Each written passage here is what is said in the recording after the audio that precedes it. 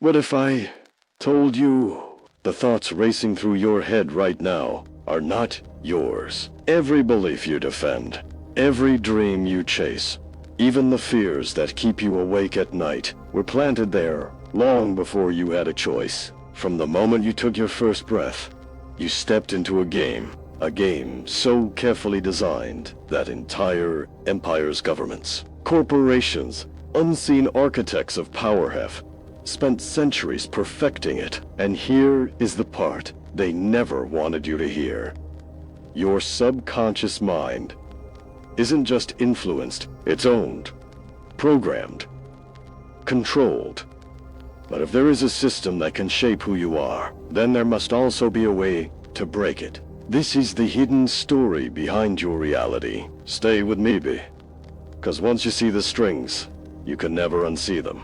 From the very first years of life, the human mind is wide open, absorbing reality without filters, without skepticism, without choice. Neuroscience confirms that between birth and the age of 7, the brain operates primarily in theta waves. This is the same state hypnotists induce when they want to bypass the critical mind, the very frequency that allows memories to be rewritten, behaviors to be implanted, and entire identities to be sculpted without resistance. A child staring wide-eyed at the world, not analyzing, not questioning, but recording every word, every story, every image is etched directly into the subconscious. The child is not learning.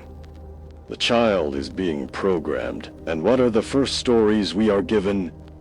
Fairy tales. We think of them as harmless, charming little myths meant to entertain or lull us to sleep. But look deeper. The patterns are unmistakable. The forest beyond the village is always dangerous. Witches lurk in the shadows.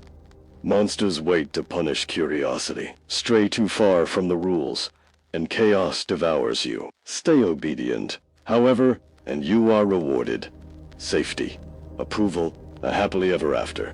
These are not neutral stories. They are scripts, psychological codes designed to tether the imagination, to wrap invisible chains around the subconscious. And the younger the child, the stronger the imprint. Because in Theta, the subconscious does not argue. It obeys. Think of the symbols. A forbidden apple, a dark forest, a wicked stepmother. On the surface, they are archetypes of danger. But beneath, they whisper a subtler command. Do not question. Do not wander. Do not resist. Every page of the storybook is another link in the chain. Is it any wonder that entire generations grow up instinctively fearing the unknown, instinctively bending to authority, instinctively playing small? They were trained, too. They were taught before they could even spell their own names. That safety lies in obedience. Cultures have always told stories. The real twist is who amplified them, who carried them across centuries, who ensured they were embedded in every nursery, every bedtime, every childhood memory. Myths have power when they are told once, but myths repeated endlessly to billions of children across the globe. That is no accident. That is design. Researchers have shown that by age 7, a child's core beliefs about money, love, worth, and possibility are already set. 7 years old, before you even knew what the word philosophy meant. Your worldview was already locked in place, like a script written by invisible hands. Now picture a great ancient book opening before you, pages glowing with golden light. But as the pages turn, the letters twist into iron chains, curling outward, coiling themselves around the soft, vulnerable brain of a child. The chain does not hurt. It feels normal. It feels natural. Until one day, the child grows up and realizes the chain has been there all along. This is the origin of programming, a system so subtle, so elegant, that it doesn't need your permission. It simply waits for you to be born. But the story deepens, because programming children is not only about fairy tales, it extends into lullabies, cartoons, school lessons, even the most innocent family sayings. Think about it. Don't talk back. Translation obey authority even when it feels wrong. Be realistic. Translation stay small. Lower your expectations. Do not dream too big. Follow the rules. Translation conform, even if it kills your creativity. Each phrase is not just advice. Each phrase is a seed planted in the fertile soil of a child's theta-dominant mind. And when those seeds sprout, they form the roots of identity. Roots so deep that most adults never even see them, let alone question them. This is why as grown-ups we hesitate to take risks. Why we doubt our worth. Why we chase goals that never truly feel like ours. We are still following the childhood script, the script whispered to us before we had the power to resist. Those who control the childhood script control the adult that emerges. They don't need to force you into submission. They only need to shape your beliefs, because once belief is in place, action follows automatically. You will police yourself. You will limit yourself. You will walk willingly into the cage. This is not conspiracy, it is psychology. Documented and proven. Stanford research shows that nearly 19% of childhood beliefs remain unchanged for life, unless they are consciously.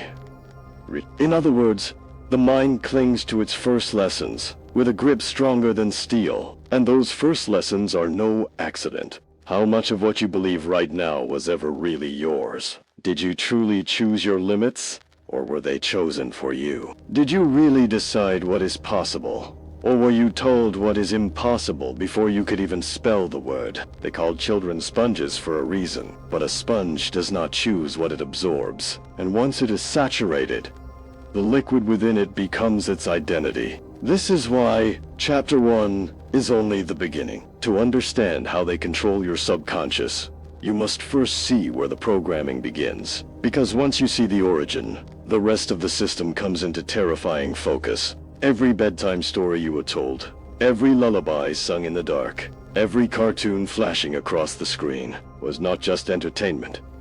It was a rehearsal.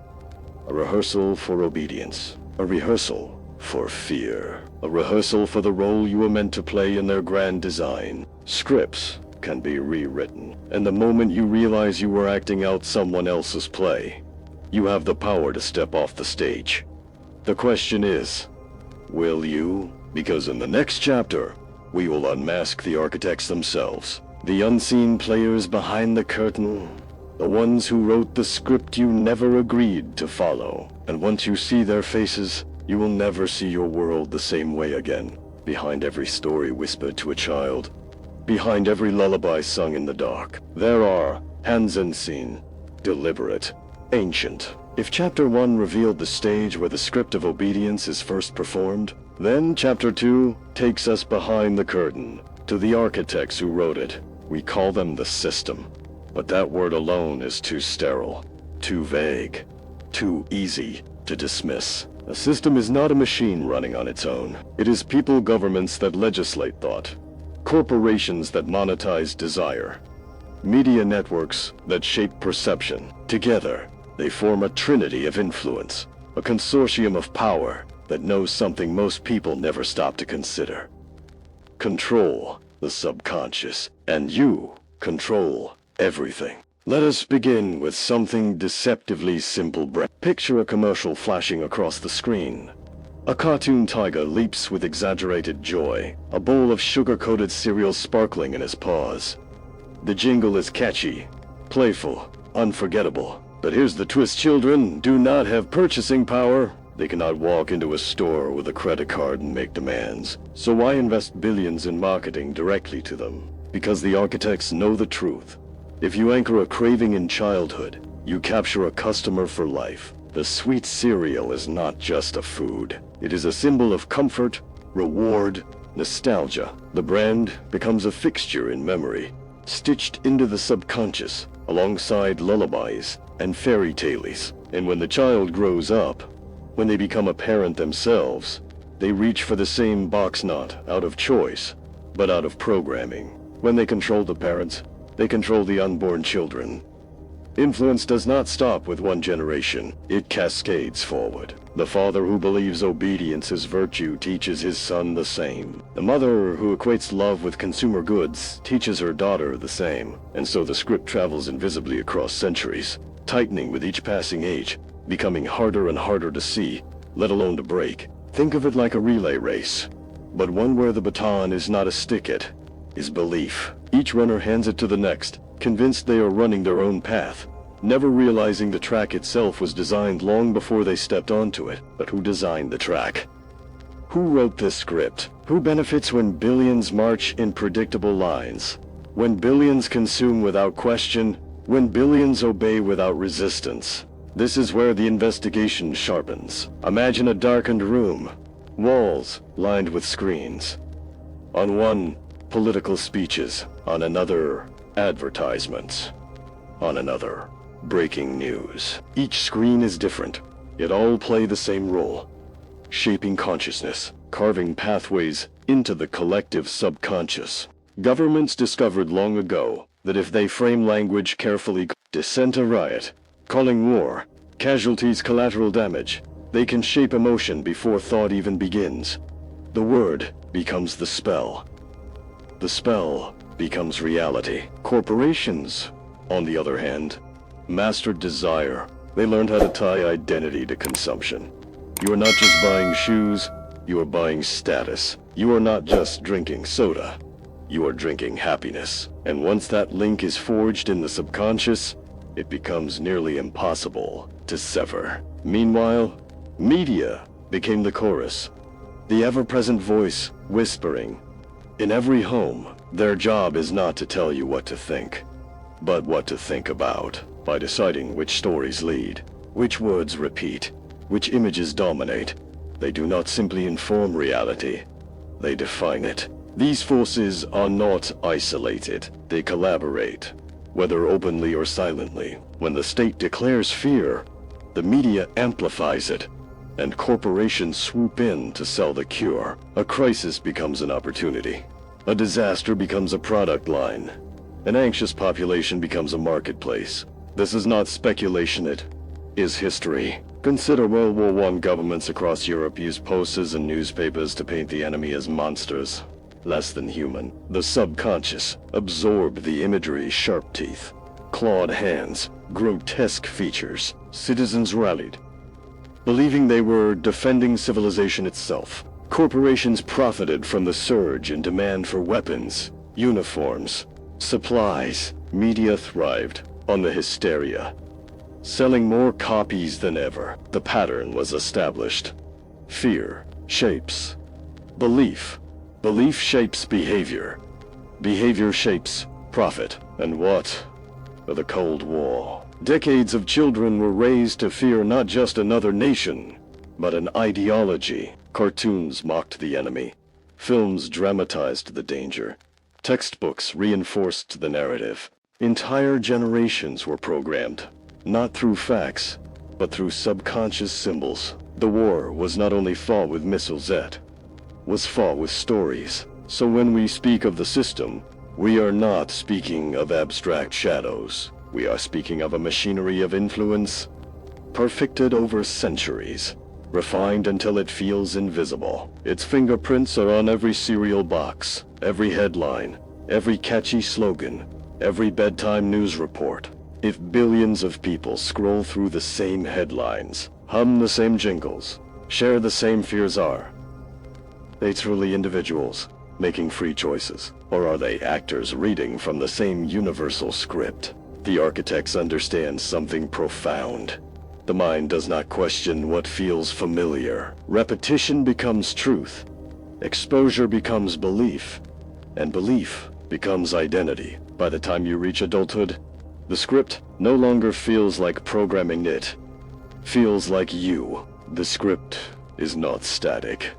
It adapts. Each generation receives a slightly altered version, updated like software. Yesterday's fairy tale becomes today's advertisement. Yesterday's war poster becomes today's clickbait headline. Yesterday's lullaby becomes today's algorithm. The architects evolve, but the goal remains the same: to keep you obedient, unpredictable, and above all, unaware that you are being written. And yet, knowing this changes everything. Awareness is the first crack in the wall. When you see the architects for what they are, not nameless forces, but deliberate designers, you begin to pull at the threads of the curtain. Because once you ask who is writing the script, the next question comes unavoidably. How are they writing it? What tools? What languages? What spells do they use to weave control so seamlessly into our daily lives? That is the next door we must open. If stories are the script of control, then language is the code it runs on. Words are not neutral, they are containers of power. Spells disguised as everyday speech. And once you begin to decode them, the illusion of freedom begins to crumble. Let's start with the most obvious clues, hidden in plain sight. Take the word government, split it apart. Governanta, control, and mon from the Latin mens, meaning mind. Government, quite literally, is the institution that claims the authority to control the mind. Most people hear the word and think of parliaments, laws, policies. Few pause to consider the etymology, to notice that embedded within the word itself is the naked admission of intent. Now look at mortgage. It comes from the old French mortgage, meaning death pledge. A mortgage is not just a financial contract. It is a vow that chains decades of your life to an institution. A promise of labor unto death. When you sign it, you are not just buying a house, you are pledging your future, your energy, your freedom. Yet the word slips by unnoticed, softened by normalization. How many families willingly step into a death pledge without ever questioning the phrase? Or consider advertisement. From the Latin, advertere literally means to turn toward. Every advertisement is not simply showing you a product, it is turning your consciousness, redirecting your attention, pulling your mind from one path onto another. To advertise is to divert your inner compass, and with every catchy jingle, every glowing billboard, every autoplay video, your mind is being turned over and over again towards someone else's design. The recognition that words themselves are instruments of programming. Notice how we speak about writing. We spell words. Spelling, the very act of arranging letters into meaning, carries the shadow of another practice. Casting spells. In the ancient world, to spell was to conjure, to bind, to shape reality through utterance. And in truth, that has never changed. Every time you speak, you cast vibrations into the air. Every time you write, you inscribe patterns that shape perception. Words are not merely sounds, they are codes, and codes rewire the mind. Think of a child being told, be realistic. On the surface, it sounds like advice, but beneath, it is a command. Lower your expectations. Abandon your dreams. Stay small, or the phrase, follow the rules. It presents itself as guidance, but functions as a command. Do not question. Do not deviate. Conform, even if it costs your creativity. These are not harmless sayings. They are invisible mandates, repeated so often that they bypass resistance, sliding directly into the subconscious. Each time they are spoken, the spell is cast again, reinforcing the chains forged in childhood. And it's not just personal. Whole societies are shaped by the language chosen by those in power. When a government labels civilian deaths as collateral damage, the spell is cast. Horror is reframed as inevitability. When corporations speak of restructuring, the spell is cast. Mass layoffs are camouflaged as progress. When the media calls a protest a riot, the spell is cast. Legitimate dissent is recoded as criminality. Every word, every phrase is a frame, and frames are prisons for thought. Once a frame is accepted, everything inside it feels natural, inevitable. That is why those in power obsess over language, because language does not just describe reality, it creates it. Consider another example. Television. Break it down. Teledistant. Vision sight. At its root, television means vision from afar. To watch television is to accept images broadcast from a distance as your own sight, your own perception. And when billions watch the same broadcast, billions share the same vision. That is spellcraft on a global scale, or program. From the Greek programma, meaning written in advance. Every television program, every software program, every curriculum literally a script written beforehand, and when you engage with it, you are not creating your reality. You are running someone else's pre-written code. Language is not just a tool we use. It is a tool that uses us. Most people repeat phrases, slogans, cliches, without thinking. Time is money. You can't fight this system. It is what it is.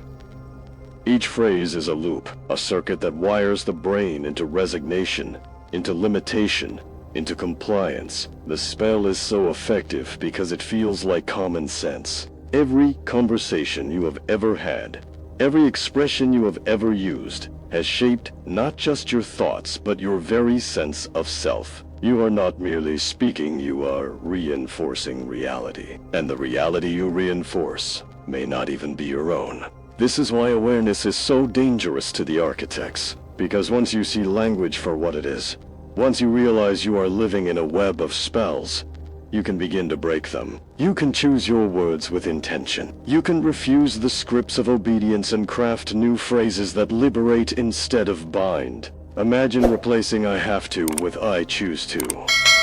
Instantly, the spell of compulsion dissolves, and agency returns. Imagine replacing I can't afford it with how can I create it. Scarcity turns to possibility. Imagine replacing I'm trying with I am doing. Doubt gives way to embodiment. These are not semantics. They are rewritings of the subconscious. Neural pathways shift. Identity reforms. The chains loosen. The spell is undone. The architects know this too. That is why legal contracts are written in arcane, impenetrable jargon. That is why terms and conditions scroll in endless capital letters. That is why slogans echo through advertising campaigns like mantras. Each word is chosen with precision, because each word is a chain. Once you see this, you cannot unsee it. Language is not innocent. Language is power, and the one who authors the words authors reality itself. Who has been authoring your story? Who has been scripting the phrases you repeat, the labels you accept, the truths you never question? Because in the next chapter, we will pull back another layer beyond words, into the invisible cage they create. A prison not of walls or bars, but of beliefs so ingrained, so ancient, that most never even realize they are trapped. In the last chapter, we unmasked language as a spell, words as chains disguised as common sense. Now imagine those chains woven together, not into iron bars or prison walls, but into something far more insidious. A cage you cannot see, a cage built not of steel, but of beliefs, routines, papers, and promises so familiar that most people never question its existence. A man wakes to the alarm clock's shrill command. He commutes through traffic to a job he tolerates at best, despises at worst. He spends 8, 10, sometimes 12 hours trading time for money. At the end of the month, most of that paycheck vanishes: mortgage, credit cards, insurance, bills, whatever's left. He saves, dutifully placing it into the system's financial machinery with the whispered promise: endure for 40 years, and one day you will be free. This is the story. Billions have been told. Work hard, save diligently, live below your means, and at 65 or 70, the door of the cage will swing open. You will be rewarded with freedom, leisure, comfort. But look closer, and the illusion collapses. Because by the time most people reach retirement, the body is weary, the energy is gone, the dreams deferred for decades have evaporated. Knees ache, hearts weaken. Doctors issue warnings. No salt, no sugar, no risk. The golden years are less golden than gray, spent not in adventure, but in survival. What kind of freedom is that? The recognition that the promise of retirement is not a path to liberation but a collective hallucination. A script written to keep generations compliant. A prison sentence, dressed as a noble journey. Recall the word mortgage. We touched it briefly in the last chapter. But here it takes its full shape. From Old French, mortgage means death pledge. A mortgage is not simply a loan, it is a vow, a lifelong commitment, a contract binding your labor to an institution for decades. Miss a payment, and the bank reclaims everything. Sign your name, and you are bound until death. Yet millions step into this pledge without ever hearing the whisper of its true name. Consider credit cards, sold as freedom. They are in truth dependence. The small rewards, cash back. Erlin, Milas Mask, the trap. Interest rates that spirals silently, compounding until the borrower is shackled. Debt is not just financial, it is psychological. 2-0 is to worry. 2-0 is to carry the invisible weight of another's claim on your life. Cages of paper, contracts, terms.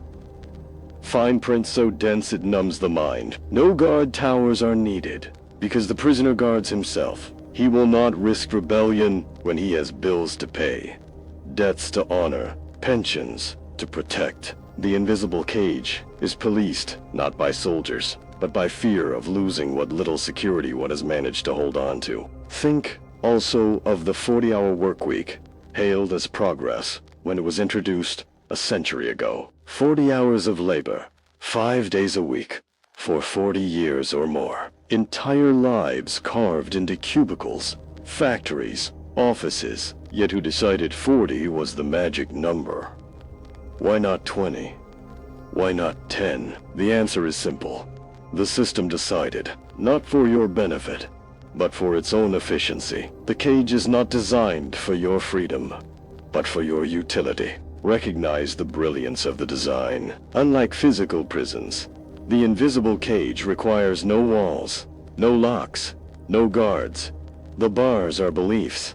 The locks are fears. The keys are promises that never materialize. And because the cage is invisible, most never even realize they are trapped. History provides its evidence. Ancient empires used physical chains, shackling slaves to labor. Modern empires discovered something far more effective.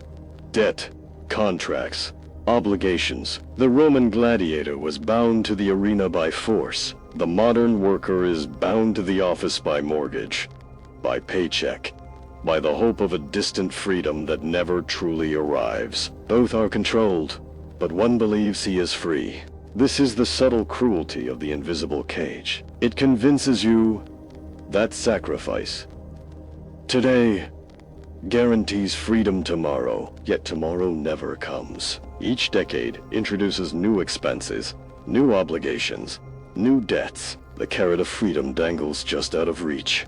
Always someday, never now. And yet, the cage remains invisible, precisely because it feels normal. Society celebrates those who toil endlessly, who pay their dues, who grind without rest. Obedience to the system is reframed as virtue, while questioning the system is painted as irresponsibility, laziness, rebellion. The cage becomes not just tolerated, but honored. The invisible cage works because it does not need to hold you physically.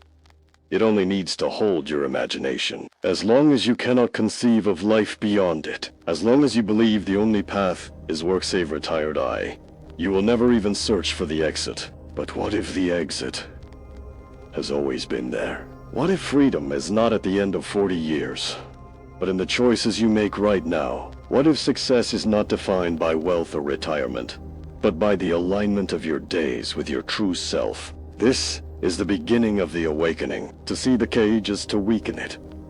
To name it is to challenge it. To refuse its terms is to reclaim power. The architects of the system will never tell you this, because their empire depends on your obedience. They need you to keep walking the loop, to keep paying the pledge, to keep believing in the promise of someday. But once you see the invisible cage for what it is, You cannot unsee it. The question becomes, will you continue pacing inside, or will you step beyond the bars that were never truly there? Because in the next chapter, we go deeper still, beyond contracts and paper, beyond debt and routine, lies a force even subtler. The manipulation of frequency itself, not chains of belief, but chains of vibration. And if words were spells, and contracts were cages, then frequencies are the walls of the very reality you inhabit. If the invisible cage is built from contracts and beliefs, then the bars that reinforce it are made of sound itself. Reality is vibration. Every atom hums, every cell resonates, every thought has a frequency. To shape vibration is to shape perception, and to shape perception is to shape reality. The story begins in 1939.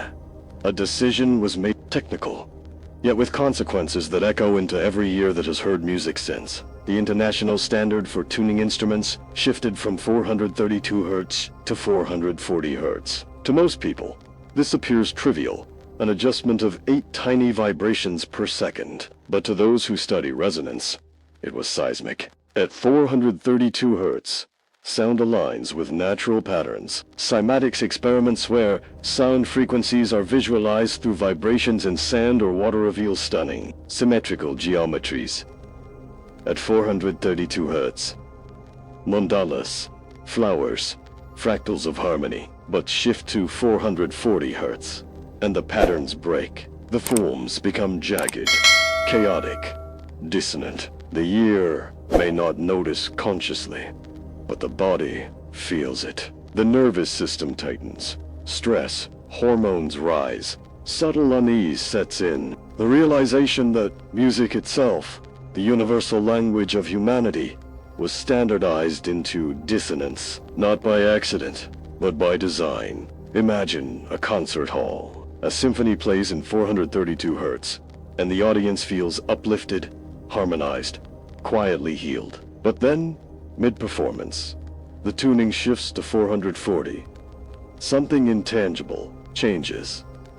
The same melody now carries a faint tension. The audience fidgets, restless, unable to name why. They think it is mood, fatigue, distraction. They do not realize it is resonance itself, reality slightly By altering frequency, you alter emotion, and by altering emotion, you alter behavior.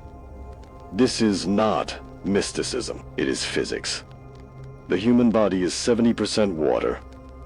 Water vibrates with sound. To shift frequency is to shift the medium of life itself, and music is only the beginning. In our modern age, the air is saturated with artificial frequencies. Wi-Fi routers pulse continuously, invisible yet relentless. Smartphones radiate microwaves close to the skull. Television and radio broadcast not just content, but the carrier waves that deliver it. Each device, each signal, creates what some researchers call the frequency fence. The frequency fence is not a wall of concrete. It is an energetic grid, a narrow band of vibrations that holds human consciousness in place. Instead of expanding outward into states of peace, creativity, or transcendence, the mind is bombarded with constant oscillations that keep it tethered, distracted, anxious, restless. The Earth itself has a frequency. The Schumann resonance at 7.83 Hz is the natural vibration of the planet. When humans spend time in nature, walking barefoot on soil, sitting beneath trees, listening to flowing water, the brain naturally entrains to this frequency. It is the rhythm of calm, of balance, of connection. Yet in the modern city, surrounded by concrete, neon, and wireless devices, we rarely encounter it. Instead, we are immersed in a soup of man-made frequencies that pull us away from Earth's heartbeat. Pause and imagine your daily routine. You wake to the synthetic buzz of an alarm clock. You scroll your phone, blue light flickering at unnatural intensities. You commute in a car surrounded by electronics, radio waves bouncing endlessly. You sit beneath fluorescent lighting, computers humming, routers blinking, televisions whispering. At every step, your nervous system is being tuned not to harmony, but to interference. This is not paranoia. Studies confirm that prolonged exposure to certain electromagnetic frequencies disrupts sleep, elevates stress, and fragments concentration. Yet the system insists. This is progress. This is convenience. This is the cost of modern life. Frequency is not just background noise. It is a tool. The same principles that can heal, think of sound therapy, meditation, tones, chanting, traditions can also manipulate. Fear-inducing headlines on television are not only psychological, they arrive encoded on frequencies that place the brain into states of heightened suggestibility. Advertisements are not only visual, they ride on waves that train attention. The entire spectrum of modern media is not just information, it is resonance. Think again of the concert hall. One orchestra plays, millions listen. If the orchestra is in harmony with natural frequencies, the collective lifts. If the orchestra is tuned into dissonance, the collective tightens. Now replace the orchestra with global media. Replace the hall with the planet. The question is not whether you are listening. The question is, what are you being tuned to? This is the unspoken layer of the invisible cage. Not beliefs, not contracts, but vibrations. Because if your mind is a radio, then someone is always broadcasting. The frequency fence ensures you remain on their channel. The human mind is not limited to a single station. You can read. Grounding yourself in nature, listening to 432 Hz soundscapes, practicing silence. These are not trivial acts. They are jailbreaks. Every moment spent resonating with Earth's natural frequencies weakens the artificial grid. Every conscious choice to shift vibration cracks the fence, and the architects know this. That is why practices like meditation, chanting, sound baths, energy healing are dismissed as pseudoscience, mocked as superstition, not because they lack effect, but because they threaten control. A mind in harmony with its natural frequency cannot be manipulated. A consciousness resonating with Earth itself cannot be fenced. Will you continue to live inside the frequency fence, tuned to their dissonance, shaped by vibrations you did not choose? Or will you reclaim the power to tune yourself, to align with the rhythm of nature, to hear again the resonance that was yours from birth? Because once you realize reality is vibration, every choice becomes a tuning. Every word, every sound, every moment of silence is a dial. And in the next chapter, we will see what happens when those dials are no longer yours, when every click, every scroll, every glance becomes part of a map more detailed than you can imagine. A map of your very mind. If frequencies shape the walls of the invisible cage, then data is the blueprint drawn within it. And this blueprint is not just a chart of your habits, it is a stolen map of your mind. Every time you scroll, click, pause, or hover, you are giving away fragments of yourself. To you, it feels trivial, liking a photo, watching a video, buying a product. But to the system, each action is a thread, and when woven together, those threads form a tapestry more complete than any diary, more intimate than any confession. Algorithms no longer just predict what you might do, they shape what you will do. The myth is that technology is neutral, that platforms merely reflect your choices. The truth is darker. Platforms are not mirrors, they are sculptors. With every scroll, your desires are molded, your beliefs reinforced, your future nudged. Imagine an enormous brain suspended above the earth, glowing with billions of connections. Each neuron is not organic, but digital, lit by the clicks and taps of billions of users. Every time you engage with a screen, a spark leaps across that brain. Over time, the sparks form patterns that map your fears, your hopes, your weaknesses, and this brain is not yours. It belongs to the system. You are not just an observer being tracked. You are the raw material. Your attention is the fuel. Your choices the clay.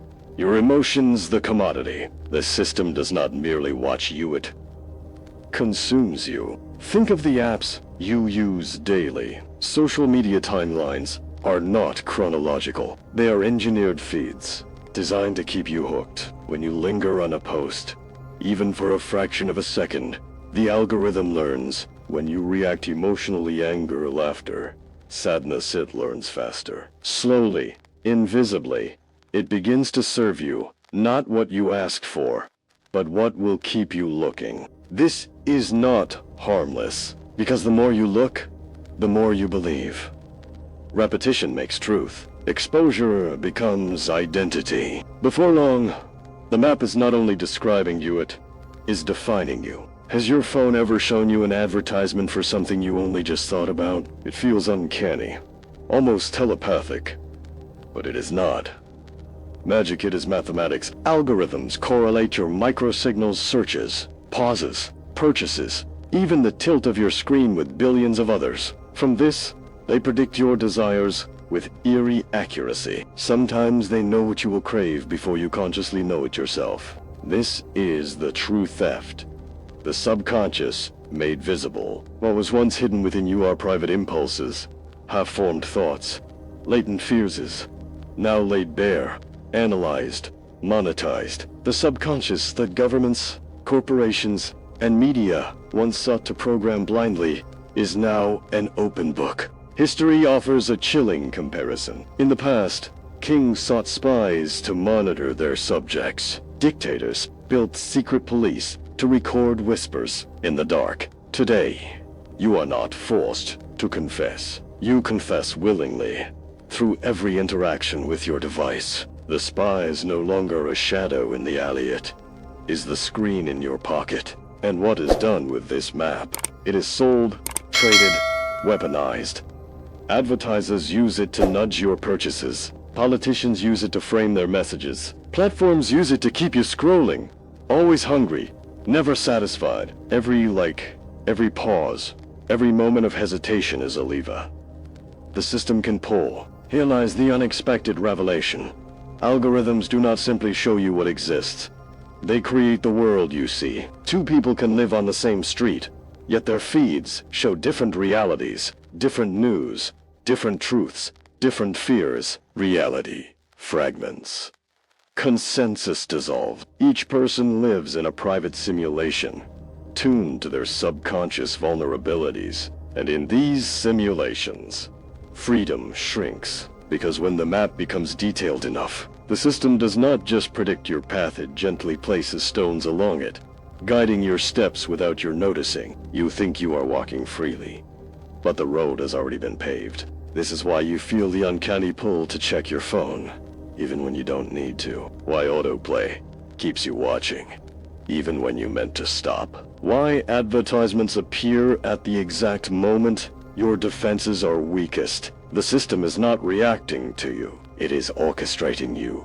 The map is both prison and key. Awareness of its existence is the first act of rebellion. When you realize that every click is a data point, every pause a confession, you can choose differently. You can resist the nudge, interrupt the loop, reclaim your agency. The architects want you to believe the map is too vast, too powerful to resist. But remember, they rely on your unconscious participation. Without your clicks, without your attention, the map fades. Without raw material, the system starves. So the question is not whether you are being mapped to, or the question is whether you will continue to feed the map blindly, or whether you will redraw it consciously, with intention. Because in the next chapter, we will confront the circus that distracts billions.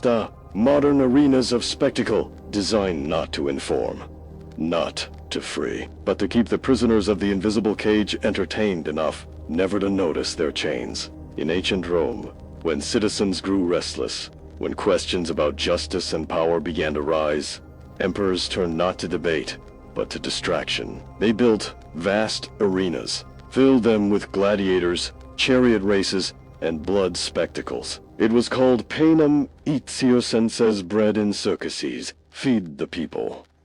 Entertain the people. And while they cheered, they would forget. Fast forward 2,000 years, and the arenas have changed.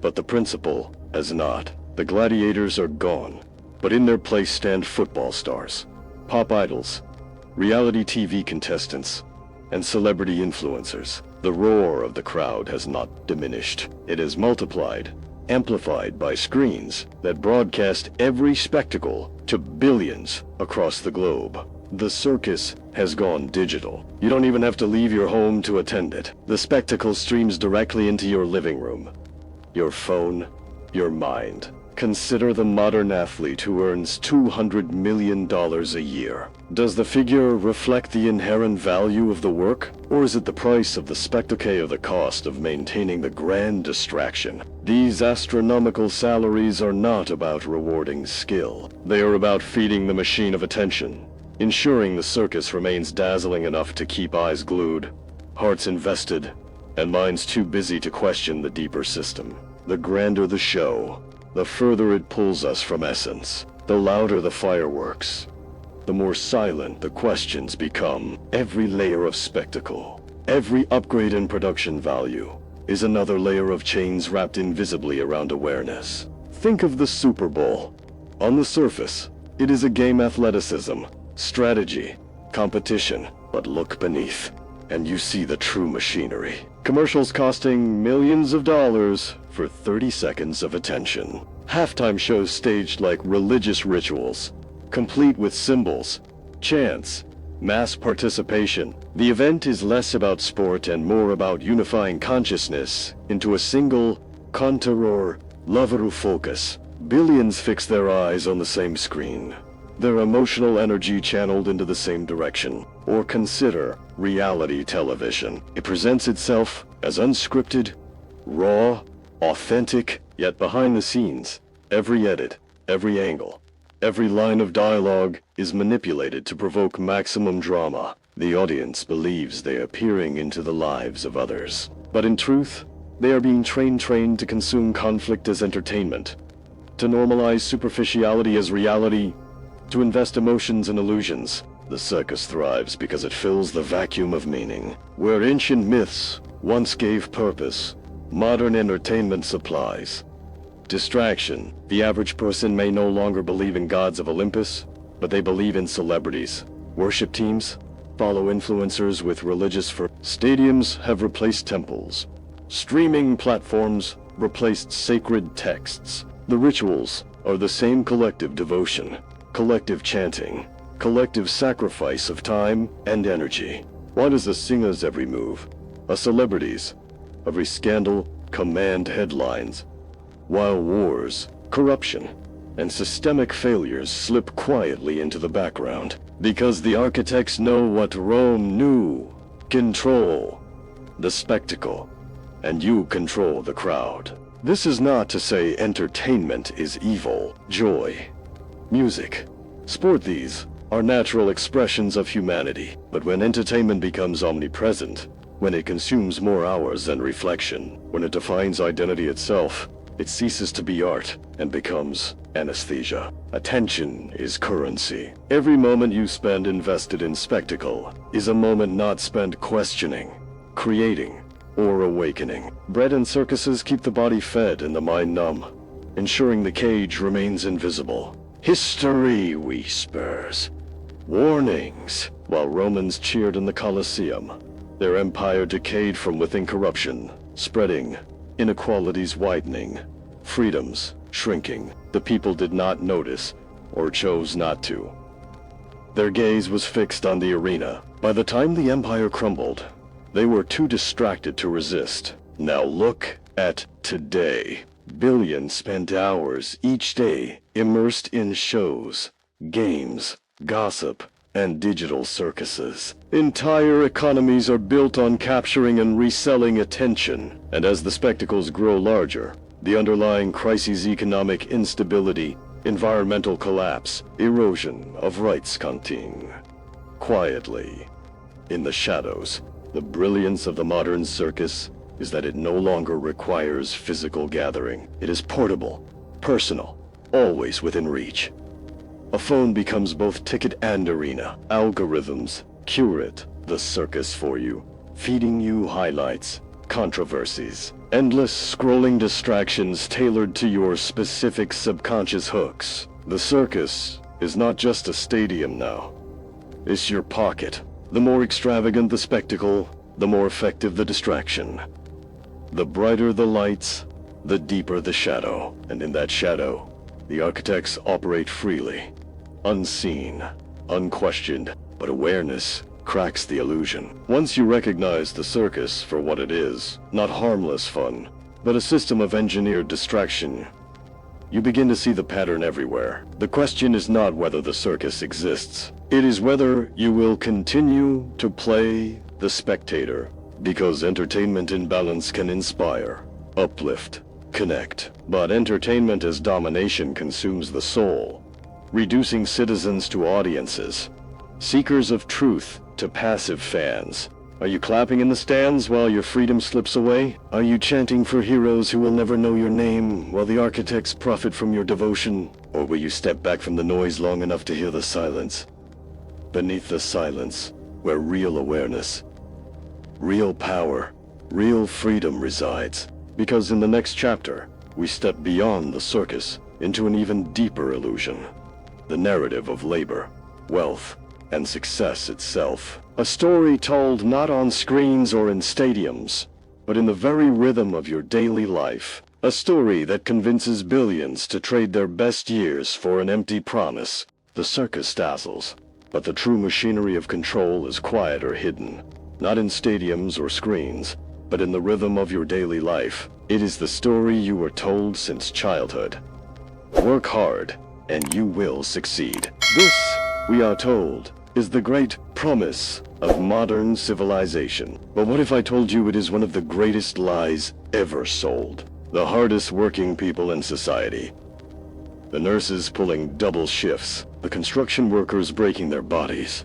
The teachers dedicating decades are rarely the wealthiest. They labor endlessly, yet their paychecks barely cover survival. Meanwhile, the billionaires, the so-called captains of industry, often accumulate wealth, not through harder work, but through ownership, inheritance, manipulation of systems. Effort does not equal success. Sweat does not guarantee freedom. The promise that hard work will lift you to prosperity is a myth designed to keep the gears of the system turning. A factory worker with calloused hands, finishing a 10-hour day, exhausted. Then picture a billionaire in a glass office, signing papers, shifting numbers on a screen. One collapses from fatigue.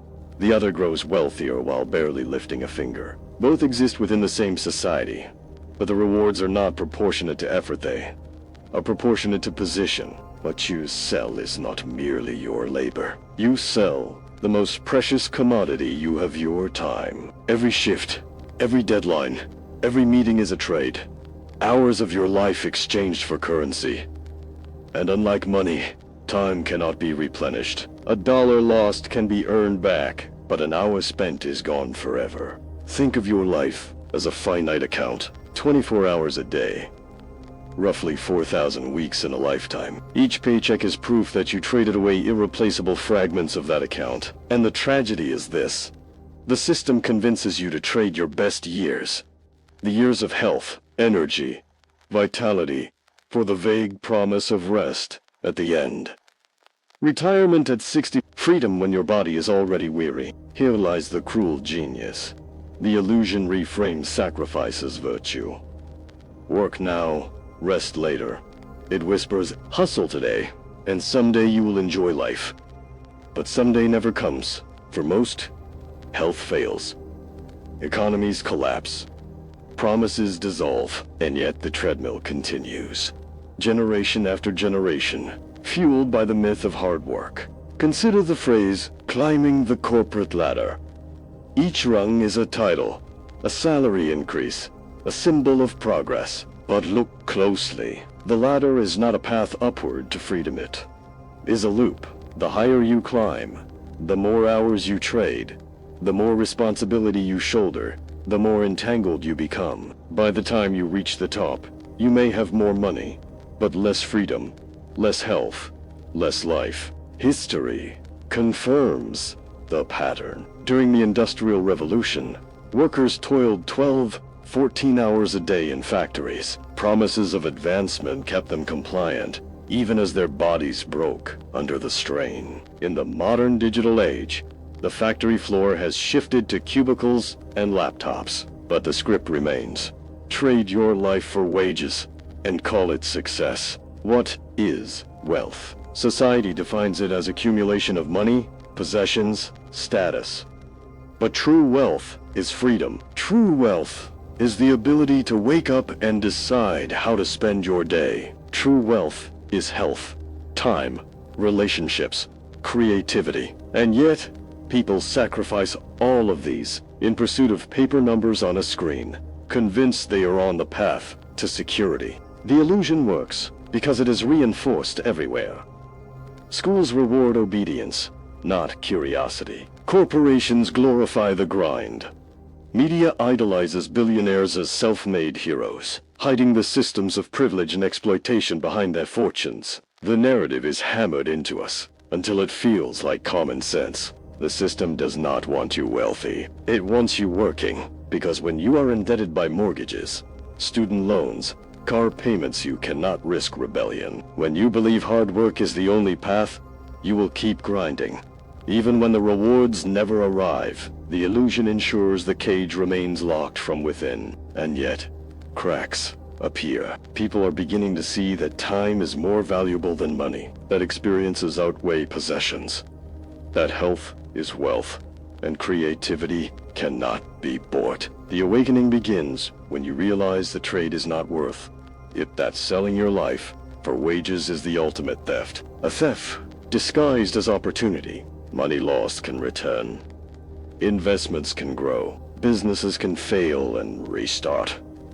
But time, once it passes, it never returns. Every hour given to the system is an hour stolen from your soul's potential. Will you continue to sell the irreplaceable for the illusion of success? Or will you redefine wealth on your own terms, measured not in dollars, but in freedom, purpose, and alignment with your highest self? Because the architects of the system thrive when you confuse labor with worth. They thrive when you equate exhaustion with virtue. They thrive when you trade decades for scraps. But once you see the illusion, you can choose differently. You can step off the treadmill, reclaim your hours, and invest them in life itself. And this realization leads us directly into the next revelation. If wealth and labor are illusions, then what exactly is debt? For the system has one more chain, subtler, heavier, and far more binding. Not the wages you earn, but the promises you owe, a pledge that shackles not just your time, but your very spirit. Throughout this journey, we've uncovered the layers of the system, the stories planted in childhood, the architects behind the curtain, the spells of language, the invisible cage of labor, the manipulation of frequency, the stolen map of the mind, and the circus of spectacle. Each layer revealed chains, subtle, hidden, yet profoundly binding. But now, we arrive at the most important truth of all. The key that cuts through every chain is already within you. It is awareness. Awareness is the sword that cuts invisible chains. The system thrives on unconsciousness. It relies on you moving through life on autopilot, repeating phrases without thought, chasing goals without questioning, scrolling without noticing. When you are unaware, the cage is effective. But the moment you notice the cage, the moment you become aware of its bars, it begins to lose its power. Awareness is not passive. It is active. It transforms. Think of light shining into a dark room. The shadows may have felt overwhelming, but a single candle can reveal the outlines, the corners, the escape routes. In the same way, awareness illuminates the hidden architecture of control. What once felt inevitable suddenly feels optional, and awareness does more than expose it. Neuroscience shows us that the brain is plastic, capable of forming new pathways at any age. The subconscious, once programmed, is not fixed forever. It can be reprogrammed through conscious language, through deliberate practices, through tuning back into the natural rhythms of life. You can create a new script. This is where the twist shatters another illusion. Self-improvement is not about fixing what is broken. You are not broken. The system has taught you to see yourself as flawed, incomplete, unworthy. That is part of the cage. But the truth is, self-improvement is self-creation. It is not. Repair it is rebirth. You do not need to patch holes in your being. You need to step into the power of writing a new self. One path says, I must fix myself to meet society's standards. The other says, I will create myself in alignment with my highest vision. The first keeps you in the system's loop, always chasing, never arriving. The second frees you from the loop entirely, placing authorship back in your hands. So how is this done? It begins with words. We saw in earlier chapters that language is but the same principle that chains can also liberate. Replace I have to with I choose to. Replace I can't with how can I. Replace I'm trying with I am doing. Each shift is a subtle reprogramming, a reorientation of the subconscious. Over time, these conscious choices carve new neural pathways, transforming identity itself. It continues with frequency. Step away from artificial noise. Spend time in nature, barefoot on the earth, attuned to the Schumann resonance, the earth's heartbeat. Listen to soundscapes tuned to 432 Hz, which harmonize rather than disrupt. Meditate, chant, breathe deeply. These are not spiritual cliches. They are technologists of consciousness, tools to bring the mind back into alignment with its natural state. And above all, awareness requires courage. The courage to see the cage without denial. The courage to admit that much of what you believed was never yours. The courage to stop chasing society's illusions of wealth, labor, success, and to ask instead, what do I truly want to create? Who do I choose to be? The system fears this courage more than anything, because an awakened mind cannot be herded. A conscious being cannot be tricked by spectacle. A person who understands the value of time will not sell their life cheaply. And when enough individuals awaken, the collective cage begins to collapse. When one person wakes, it is like a candle in the dark. When thousands wake, it is a wildfire. When millions wake, the night itself ends. The architects know this. That is why awareness is mocked as naive, dismissed as woo-woo, trivialized as unscientific, because they know the power it holds to undo everything they have built. Awareness is not expensive. It cannot be bought or sold. It requires no permission, no license, no institution. It is free, and it is available in every moment. That is why it is dangerous. Because the one thing the system cannot monopolize is your decision to pay attention. Awareness is choosing to notice the words you use. Awareness is choosing to pause before reacting. Awareness is stepping outside to breathe under the sky instead of drowning in screens. Awareness is remembering that you are not a cog, not a commodity, not raw material for algorithms. You are consciousness itself, limitless, creative, alive. So the question becomes, what will you do with your awareness? Will you continue to wield it as a dim flicker, enough to survive but never to thrive? Or will you raise it like a sword, cutting through the illusions, rewriting your story, reclaiming your time, your frequency, your very identity? Because awareness alone is not the end. It is the beginning. The moment of awakening is the first step, but from it flows creation, transformation, liberation. Awareness does not simply reveal. The Khajiit reveals the exit. And as this chapter closes, remember this: you are not broken, you are not powerless, you are not trapped unless you choose to be. The architects can program, distract, and manipulate, but they cannot extinguish the flame of consciousness within you.